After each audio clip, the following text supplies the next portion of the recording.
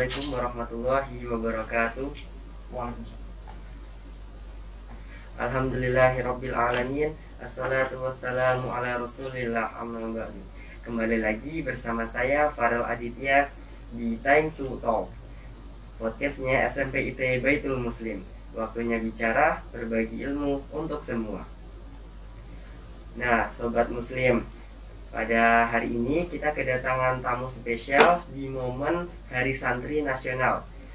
Pada podcast kali ini pembahasan kita adalah tentang K3. Apa itu K3? Bagaimana penerapannya? Akan kita bahas tuntas di sini. Nah, bersama saya sudah ada dokter yang baik dan rupawan. Siapa lagi? Yaitu Dr. Galih Wicaksono Ayufoka. Nah, Dr. Galih bisa memperkenalkan dirinya agar kita lebih dekat.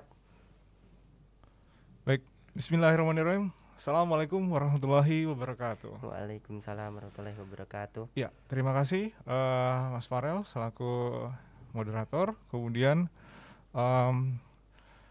untuk Pak Indra selaku Kepala Sekolah SMP IT Baitul Muslim Jepara, terima kasih undangannya. Kemudian Pak Pendi yang menghubungi saya juga, terima kasih sudah memberikan kesempatan sharing ilmu. Di sini saya mohon izin sebelumnya, mungkin ada yang menonton dari guru-guru saya, senior-senior saya, kemudian teman sejawat yang lainnya. Sekali lagi, saya tidak mencoba untuk merasa lebih pintar, saya tidak mencoba untuk menggurui, tapi saya hanya diminta untuk sharing ilmu. Sharing ilmu pun saya dapatkan dari guru-guru saya, dari rekan-rekan teman sejawat saya, senior saya. Seperti itu. Baiklah, tak kenal maka ta'aruf ya, Mas Farel ya. Iya. Baik, mungkin perkenalkan saya Galih Wicaksono, Dr. Galih Wicaksono Ayufoka. Saya lahir di Labuhan Maringgai, kemudian saya mulai tahun 1996 itu 95 sudah pindah di Jepara, sekolah di Jepara dari mulai TK di Al Muslimun. Dulu waktu zaman saya sekolah belum ada SMP IT, SD IT.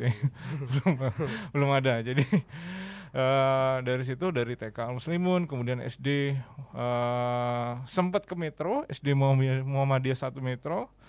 Kemudian di SMP balik lagi ke Jepara dan SMA Negeri Jepara. Dan terakhir alhamdulillah sudah lulus di Kedokteran Universitas Lampung tahun 2015, sekitar kurang lebih 6 tahun yang lalu, 6 tahun lebih, hampir 7 tahun lah, seperti itu.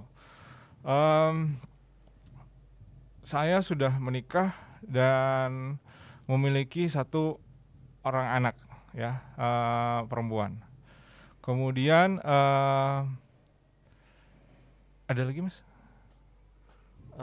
Umurnya mungkin. Oh iya, lupa saya.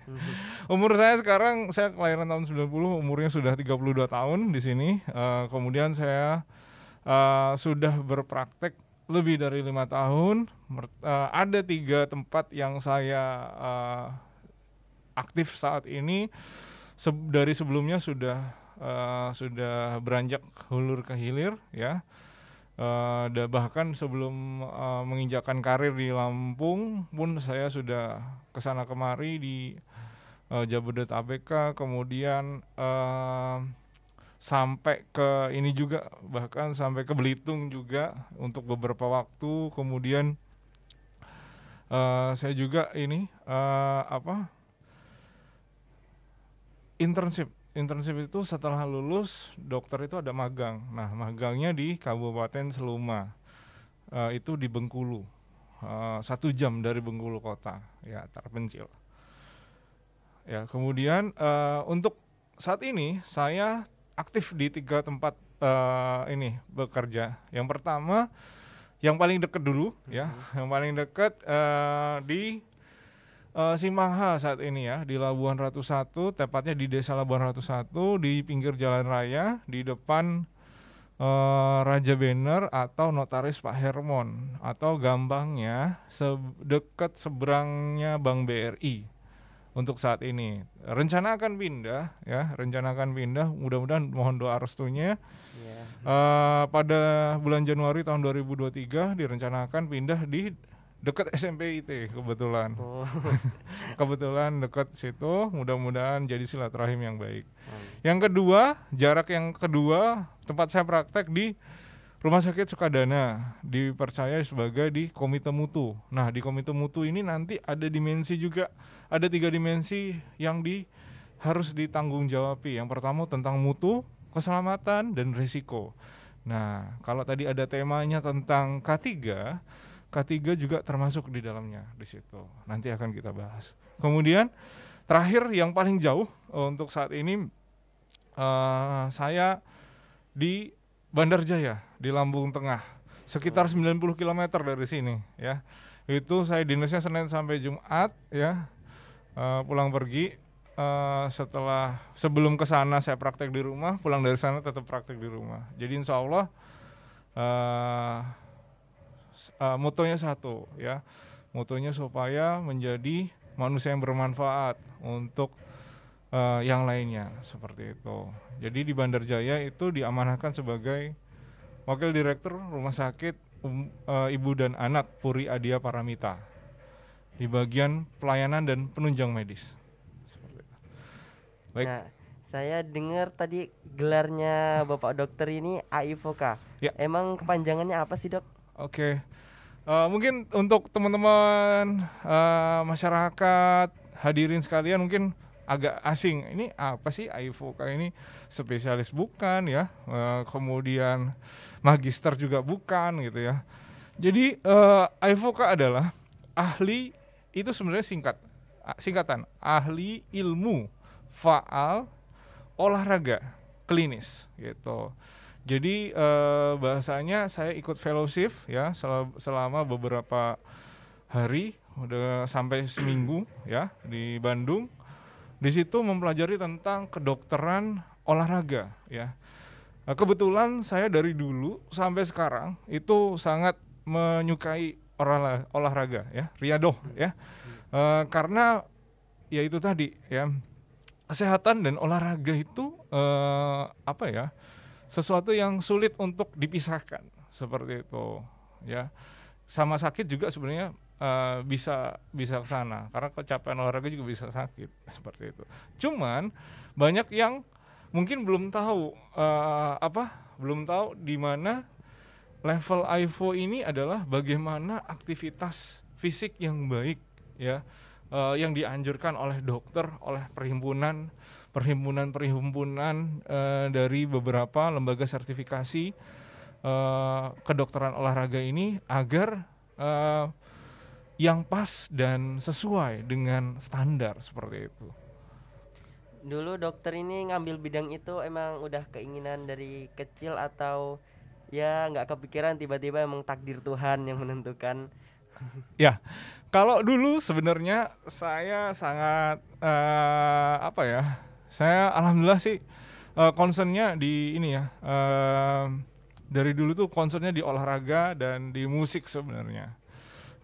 Suatu ketika kebetulan orang tua saya kesehatan.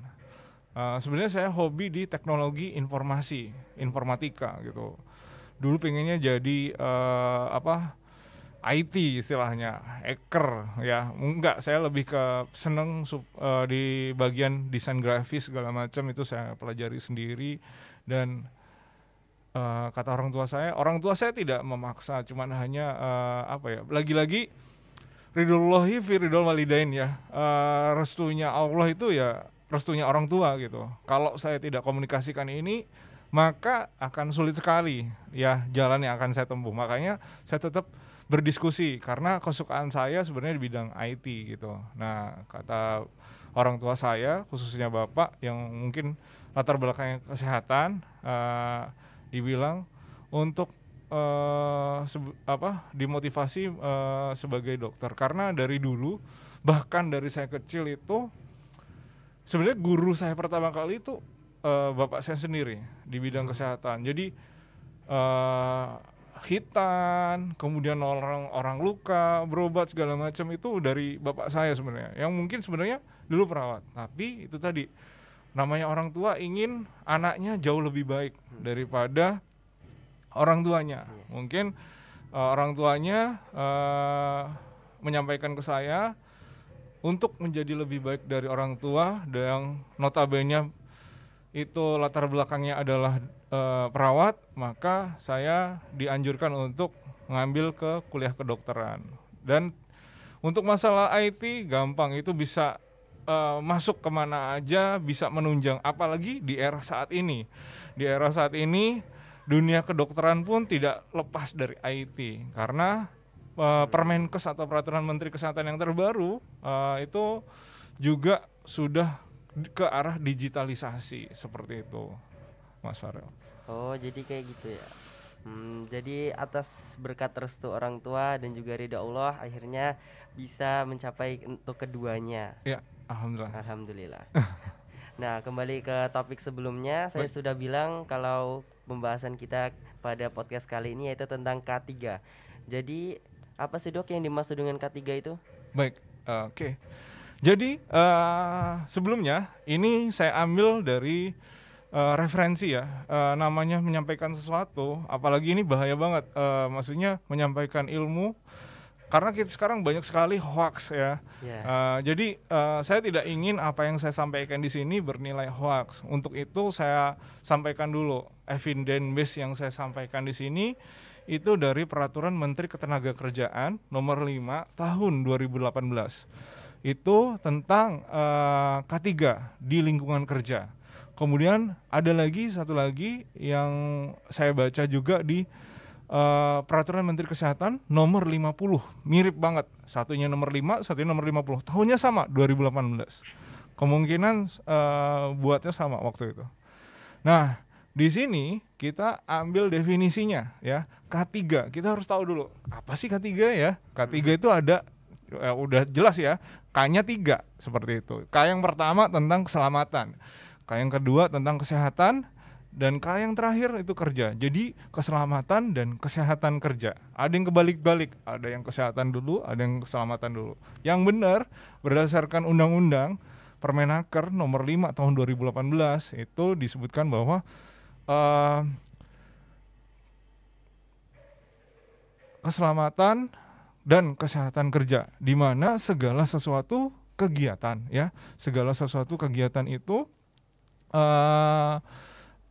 untuk mencegah, menjamin dan melindungi, untuk mencegah supaya tidak terjadi kecelakaan kerja dan penyakit akibat kerja. Gitu. Seperti itu, Mas Farel. Oh, jadi K3 ini kayak mencegah atau melindungi ketika bekerja. Nah, biasanya K3 ini penerapannya kan untuk pekerja-pekerja proyek bangunan, seperti harus menggunakan helm kepala untuk perlindungan dan juga sepatu untuk kerja. Kalau di sekolah atau di pondok itu biasanya ada penerapannya juga nggak? Dan seberapa penting? Siap.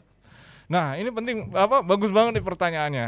Jadi mungkin teman-teman bisa ini ya, browsing sendiri, sekarang udah pada ini ya, semua di dalam genggaman ya. Saya cari di seluruh referensi tidak ada K3 di sekolah, khusus tentang K3 di sekolah itu tidak ada. Ya, evidence base-nya belum ada. Yang ada itu tadi dari Peraturan Menteri Ketenagakerjaan tentang K3 di lingkungan kerja. Nah, di sekolah kan nggak cuma tempat pendidikan saja, tapi juga tempat bekerja seperti itu. Seperti kalau kita ambil sudut pandangnya guru gitu. Nah, itu tempat bekerja seorang guru seperti itu. Belum lagi divisi-divisi yang lainnya. Sebenarnya murid juga kalau mau dikatakan bekerja juga bisa bekerja untuk meraih prestasi, meraih masa depan, impian seperti itu. Tentu saja ini sangat penting sekali. Kalau kita kalau kita ulas, mungkin teman-teman di sini pernah mendengar ada kejadian murid terpleset dari tangga kemudian meninggal.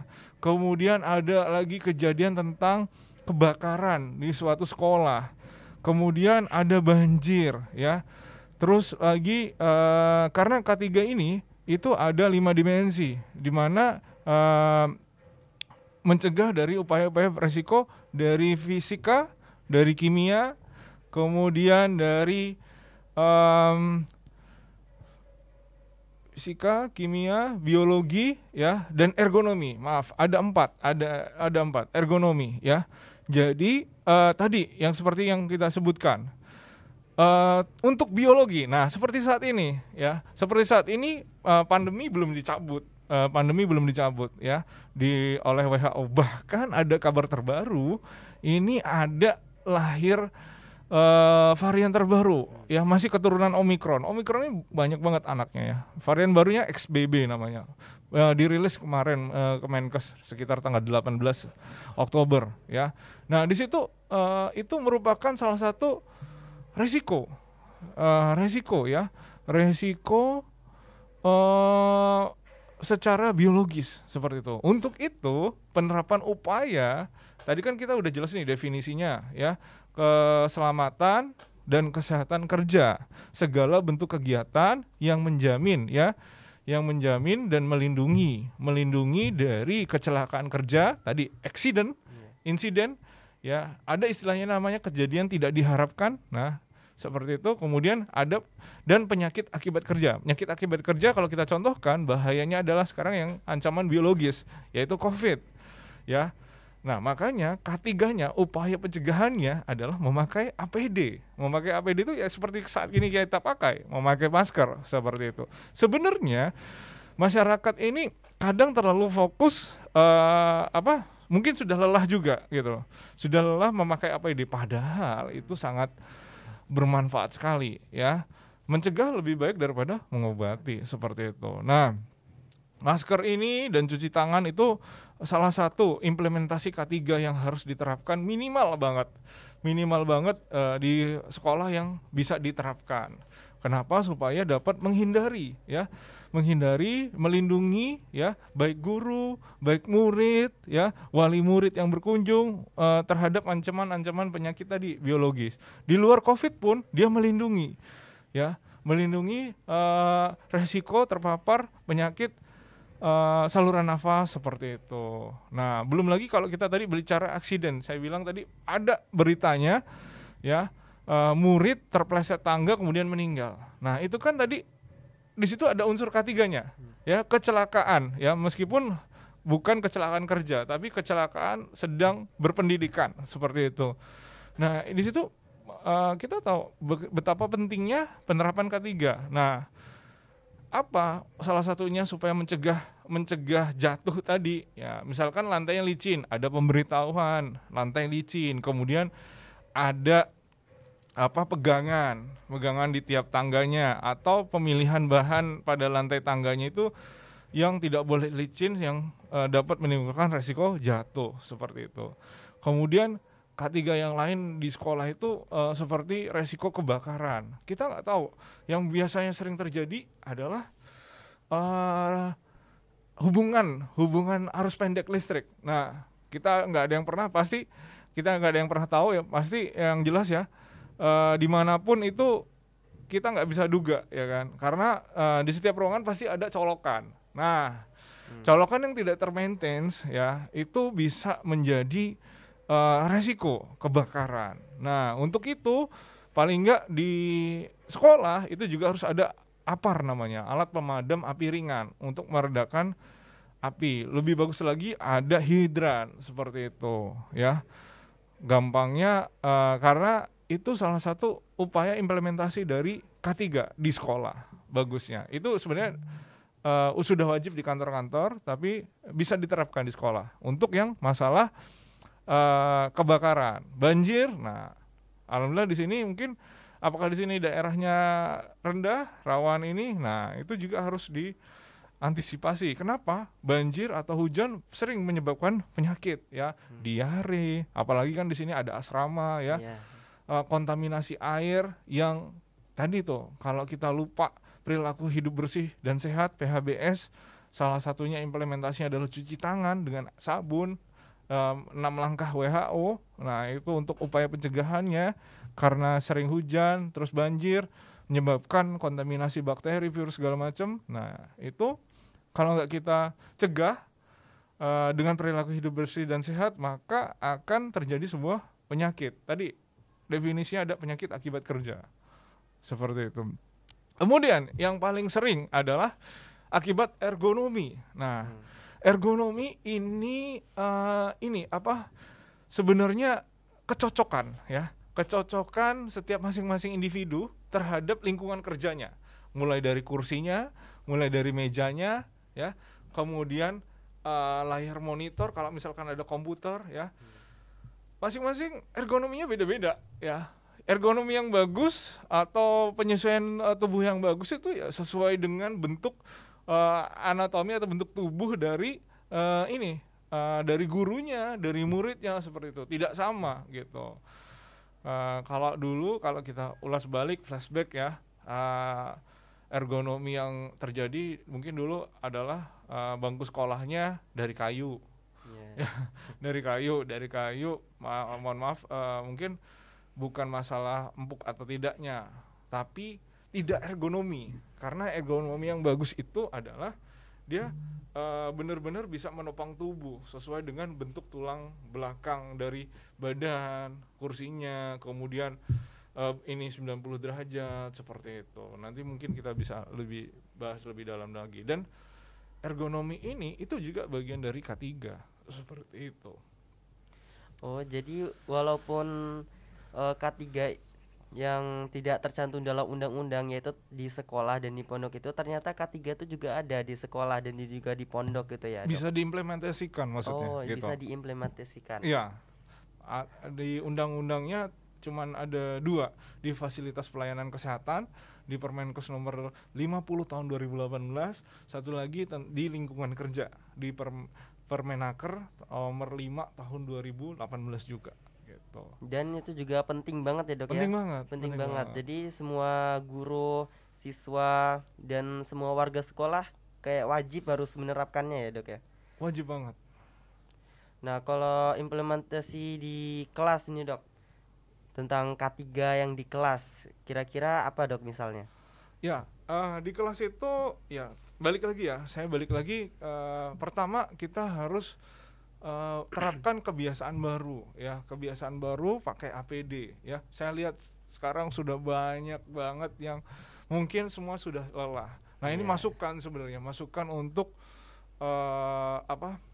yayasan, kemudian kepala sekolah dan guru-guru lain.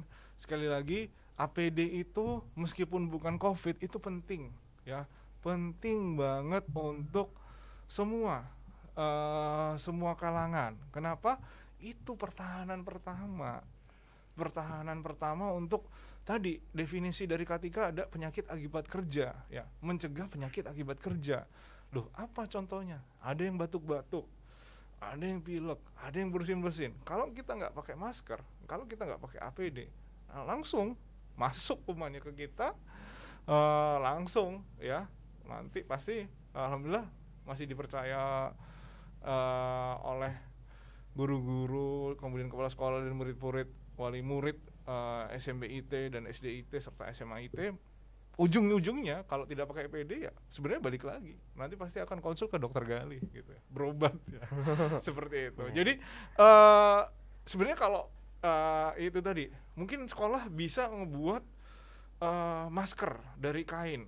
Masing-masing siswa itu paling enggak punya punya 3 ya, karena sehari harus diganti. Kan bisa dicuci sih kalau 3 kan, 2 hari sekali atau sehari sekali langsung cuci, ganti lagi yang baru, seperti itu ya. Jadi secara Islam pun sebenarnya untuk mungkin saya tidak memahami, kurang ya dalam ilmu agama, bisa menutup aurat kalau bagi yang akhwat ya, bagi yang perempuan, menjaganya, melindungi, bukan hanya sekedar sekedar kesehatan saja. Dan ada loh peraturan Kemenak yang terbaru ya, memandang, merayu itu termasuk dari kejahatan seksual untuk saat ini. Nah, kalau pakai masker apa yang mau dipandang ya. Gitu. Nah, jadi implementasi K3 di sekolah ya, saya lebih tekankan ke pemakaian APD tadi, terutama untuk masker dan cuci tangan. Cuci tangan banyak sekali ya alternatifnya, bisa kolaborasikan dengan musik, lagu biar lebih tidak membosankan ya. Yang jelas prinsipnya sama, 6 langkah cuci tangan WHO dengan 5 momen seperti itu. Biasakan setiap kita mau ngapain, setelah ngapain cuci tangan yang bagus pakai sabun ya. Kalaupun nggak ada pakai hand rub seperti itu. Itu paling penting. Nah, yang kedua tadi balik ke ergonomi ya. Ergonomi kebanyakan mau guru, mau murid itu pasti kalau udah masuk kelas duduk. Duduk. Nah, duduk yang lama-lama juga ini nggak bagus untuk kesehatan. Itu tadi ya. Kenapa? Karena kondisi tubuh kita itu tidak bergerak ya, tidak bergerak. Nah, tidak bergeraknya itu bahaya gini. Kalau duduk kita nggak tegak lurus seperti ini, 90 derajat, tidak membentuk sudut 90 derajat antara pinggul dan badannya, nah itu akan menjadi keluhan tulang belakang ya. Bahaya, ada skoliosis, ada lordosis ya, ada kifosis, ada bungkuk ke depan, ada bungkuk ke belakang, ada bungkuk miring kanan kiri. Itu ada pelajaran di biologi ya. Nah, itu seperti itu. Dari posisi duduk itu benar-benar harus bagus ya. Kakinya kan nggak sama tingginya. Kalau kakinya nggak sampai lantai, itu juga buat nggak nyaman ya. Buat kesehatannya juga nggak bagus. Nah, upayanya kalau dari unit K3 Sarjito, Rumah Sakit Sarjito itu rumah sakit Universitas Gadjah Mada. Nah, itu saya dapatkan referensinya. Dia pakai prinsip 20-20-20 ya. 23 kali. 20 menit pertama setiap kita duduk 20 menit. Nah, itu harus istirahat 20 detik ya. Nah, kalau guru yang cuma duduk aja ngajarnya, tidak keliling, pasti gurunya nanti banyak sakitnya ya. Sakit pinggang lah, sakit mata lah, sakit ini seperti itu ya.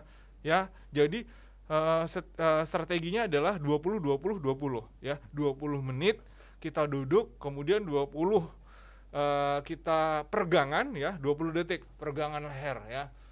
Ada ini namanya sindrom capek leher ya, text to leher ya, sindrom. Jadi leher juga, kalau layarnya pas kita lagi ada tugas komputer, layarnya di bawah kita nunduk, nah ini juga bikin pegel di sini, bikin keluhan nantinya. Nah, untuk itu peregangan selama 20 detik. Nggak usah lama-lama di sini, 4 gerakan aja setiap 4 detik itu udah membuat ototnya tidak kaku seperti itu. 20 lagi adalah 20 terakhir adalah 20 kaki. 20 kaki maksudnya itu kalau dalam meter 6 meter. Jadi pandangan kita harus tadinya deket kan, sekitar 40 sampai 50 cm ya. Misalkan kita lagi ada tugas komputer di depan komputer atau ada papan tulis segala macam. Nah, kita lihat pandangan yang lain untuk mengistirahatkan pandangan mata karena ada computer vision syndrome ya, di mana mata lelah ya depan elektronik. Semua sekarang tidak pernah lepas dari gadget ya, mulai dari HP, kemudian laptop, komputer. Nah, itu tadi kalau udah 20 menit itu harus diistirahatkan, peregangan 20 detik, kemudian menatap ruangan atau benda paling nggak 6 meter. 6 meter itu kalau perkiraan kita adalah sekitar 6 langkah ya. Kalau langkahnya 1 meter ya, kalau langkahnya kecil-kecil 12 ya, berarti seperti itu perkiraannya. Gitu untuk upaya implementasi K3 di dalam sekolah, di dalam ruangan. Paling enggak minimal itu tadi ya, ada tentang cuci tangan, mulai kita masuk ya pakai sabun, kemudian pakai APD. Nah, APD ini nggak cuma untuk COVID ya, banyak sekali yang mungkin ya anti COVID atau apapun. Sekali lagi saya tekankan Bapak Ibu yang terhormat, yang saya sayangi, warga Jepara ya, masker ini memang membosankan ya, tapi sekali lagi ini bentuk pertahanan awal sebelum kita mengandalkan imunitas tubuh ya. Lebih baik kita buat masker dari kain yang mungkin 3-5 lapis yang masing-masingnya 3 pieces, itu jauh lebih baik ya. Karena apa?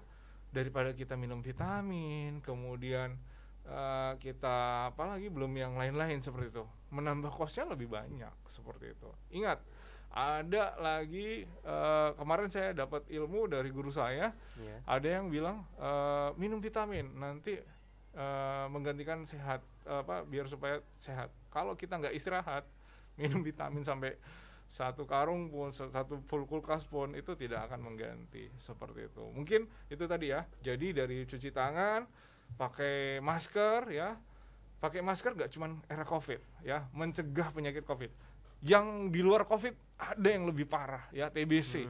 Itu masih menjadi salah satu penyakit terberat di bidang medis yang menimbulkan banyak kematian, itu tidak sedikit juga seperti itu. Yang ketiga tadi, perhatikan ergonomi, posisi duduk ya, kemudian fasilitas-fasilitas dari yang dipakai oleh murid maupun guru gitu. Fasilitasnya harus sesuai dengan bentuk tubuhnya masing-masing, jadi nggak bisa disamaratakan.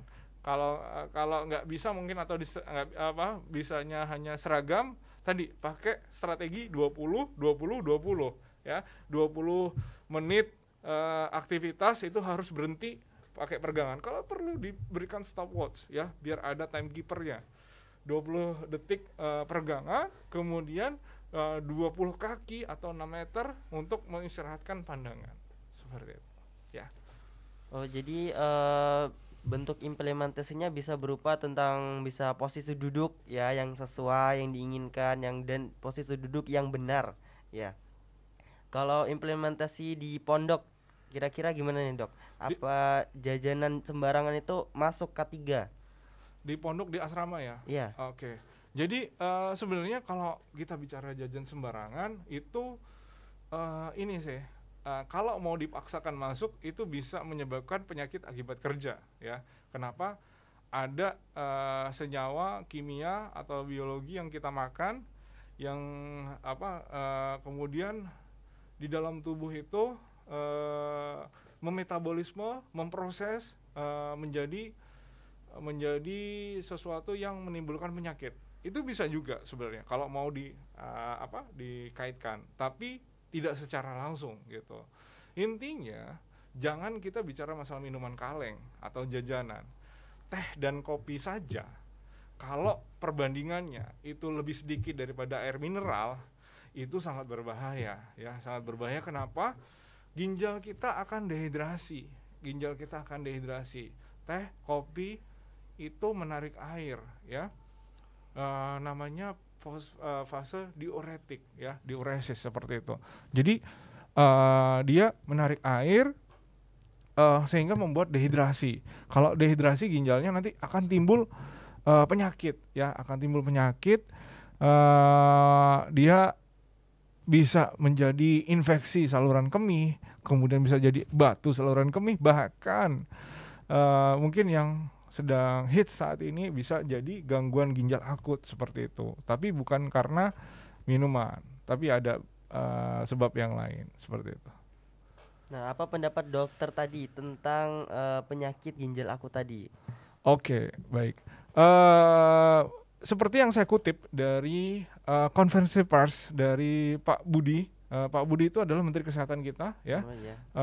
Kemarin sore merilis bahwa gangguan ginjal akut atipikal atau yang misterius saat ini itu disebabkan, itu baru ada hipotesanya ya, beberapa itu disebabkan oleh obat sirup. Yang jadi masalah di sini adalah zat pelarutnya, bukan obatnya. Sekali lagi, zat pelarutnya, bukan obatnya. Yang mungkin yang terkenal adalah paracetamol ya. Seperti itu. Paracetamol bukan merek, tapi nama obat ya, penurun panas, anti nyeri seperti itu. Nah, itu bukan salah obatnya, tapi pelarutnya. Karena kalau dia dalam kemasan sirup itu ditambah zat kimia lain untuk dia dapat mengikat obatnya untuk dapat masuk. Nah, karena sebelum terjadi di Indonesia, itu terjadi di Gambia ya. Data yang ada setelah di screening semuanya sudah diperiksa ya, mulai dari laboratorium, patologi, kemudian pemeriksaan mencari apakah ada virus baru. Data yang ada itu ada kerusakan di ginjalnya akibat kalsium oksalat yang dimana kalsium oksalat ini akibat dari senyawa kimia pelarut ya, pelarut obat itu namanya diethylglycolon dan ethylglycolon ya, DEG dan EG. Di situ menyebabkan mengandung asam oksalat, kemudian masuk tubuh menjadi kalsium oksalat, seperti itu teorinya. Baru belum konklusif sebenarnya, hanya data yang ada sementara ini seperti itu. Mungkin feedback positifnya untuk masyarakat adalah sebaiknya konsultasi ya, konsultasi ke dokter ya. Bukan dokter itu melarang masyarakat untuk beli obat sendiri di apotik. Alangkah lebih tepatnya konsultasi sama dokter Gali aja nggak apa-apa, nggak dibungut biaya, free ya, ada nomornya, silakan, ada sosial medianya ya, ada di Instagram, ada di Facebook ya, ada di TikTok, Telegram juga ada. Insya Allah itu nomor langsung saya sendiri ya. Kalau Bapak Ibu ingin konsultasi silakan ya, silakan. Ini bukan promosi ya, hanya sekedar media informasi supaya ngebantu Bapak Ibu daripada baca berita grup WA ya, atau sumber-sumber yang tidak jelas atau kurang bisa dipercaya, atau tidak ada evidence base-nya atau referensinya masih lemah seperti itu. Ya mungkin itu sih yang bisa saya komentari untuk masalah gangguan ginjal akut yang berdasarkan konferensi pers dari Pak Menteri Kesehatan baru saja kemarin, seperti itu. Oke Sobat Muslim, itu tadi pembahasan kami tentang K3 baik di sekolah maupun di pondok. Nah sebelum perpisahan, mari kita dengarkan closing statement dari Dr. Gali Wicaksono. Silahkan Dok. Oke, baik. Closing statement dari saya, karena ini judulnya tentang K3, ya balik lagi keselamatan dan kesehatan kerja ya. Untuk Bapak Ibu di rumah, implementasi K3 untuk di rumah adalah tadi, bukan dokter itu melarang orang tua atau masyarakat manapun itu membeli obat di apotik ya. Alangkah sebaiknya konsultasi ya. Banyak sekali, nggak cuman saya ya yang menyediakan free konsultasi, banyak di dokter di Wajepara pun, di Lampung Timur, di Lampung, bahkan di luar Lampung tuh banyak. Sebaiknya konsultasi ya, lebih baik bertanya daripada sesat di jalan ya, seperti itu. Pertanyaan-pertanyaan yang mungkin sepele itu nggak apa-apa, sebaiknya ditanyakan saja ya. Implementasi yang paling mungkin bisa saya tekankan di sini adalah jangan lupakan pemakaian masker dan cuci tangan. Itu senjata paling minimal. Kenapa? Nggak cuma masalah COVID ya, wallahi bukan nggak cuma masalah COVID ya, penyakit virus, bakteri, parasit yang lain-lain itu dapat dicegah dengan tadi dua senjata awal, pakai masker, kepatuhan pakai masker, kemudian cuci tangan, seperti itu ya. Mungkin itu yang bisa saya sampaikan ya, seperti itu. Oh iya, kalau ada yang ingin bertemu langsung dengan Dr. Gali ini bisa ditemui di klinik apa Dok? Klinik mana aja tadi? Ya, yang pertama di ini ya, di Jalan Lintas Timur ya, di Jalan Lintas Timur, Desa Labuan Ratu 1. Kalau mau tahu alamatnya itu paling gampangnya di Simpang H ya, meskipun kalau cari di map Simpang H kayaknya nggak ada ya. Adanya yaitu tadi, ketik aja Dokter Wajepara, nanti ada di situ. Gampangnya di depan Raja Banner atau depan Notaris Hermon atau toko oleh-oleh Lili, atau yang paling gampang lagi deket Bank BRI Wajepara ya. Di situ kita membuka layanan setiap hari ya. Ingat, setiap hari, meskipun hari raya kita tetap buka ya, setiap hari mulai jam 7 pagi sampai jam 9 malam ya, seperti itu. Baik, terima kasih, saya ucapkan sekali lagi terima kasih untuk Ketua Yayasan Baitul Muslim, kemudian untuk Pak Kepala Sekolah ya, Pak Ustadz Indra ya, kemudian Mas Farel, tim kreatif ya. Jangan lupa ya sosial media dari SMP IT Baitul Muslim, ada Instagramnya, ada Facebooknya, kemudian ada YouTube-nya. Jangan lupa like, komen, dan share ya. Dan apabila Bapak Ibu atau adik-adik atau teman-teman yang lainnya juga ingin konsultasi dengan saya, silahkan hubungi ya. Ada di nomor saya 08 2-nya 3 kali, 0 6-nya 3 kali, 078. Kalau mau lihat postingan di Instagram bisa ketik aja @Dr. Y Jepara. Di situ juga di Facebooknya juga Dr. Y Jepara, di TikToknya juga Dr. Y Jepara, kemudian di Telegramnya juga Dr. Y Jepara. Ya, silahkan. Mudah-mudahan ini bisa menjadi manfaat untuk teman-teman ya. Apabila juga kalau ada sebuah kesalahan dari saya juga mohon ampun kepada Allah ya. Mungkin itu aja yang bisa saya sampaikan. Jangan kendor ya, jangan kendor, tetap patuhi protokol kesehatan ya. Mudah-mudahan segala macam cobaan di bumi Allah ini, mulai dari bidang kesehatan ya, bidang kepolisian yang menyangkut kemudian bidang-bidang yang lain yang menyangkut negeri ini, dapat digugurkan dosanya masing-masing ya. Dan saya akhiri bila taufik wal hidayah.